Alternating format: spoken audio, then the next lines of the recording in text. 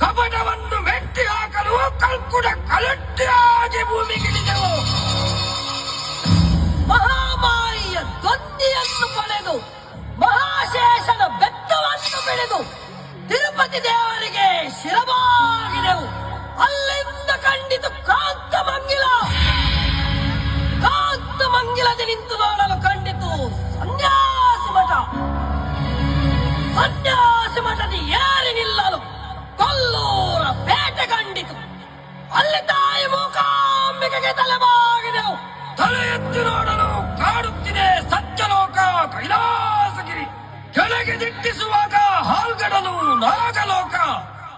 ಸರ್ವ ಸತ್ಯಗಳು ಈ ಕಲ್ಕುಡ ಕಲ್ಲುಟ್ಟಿಗೆ ಆಶೀರ್ವದಿಸುತ್ತಿದ್ದಾರೆ. ಅಲ್ಲಿಂದಲೇ ಈ ದೈವಗಳ ಕಾರ್ಣಿಕವನ್ನು ನೋಡಲು ಕಾಯುತ್ತಾ ಇದ್ದಾರೆ. ಅಣ್ಣ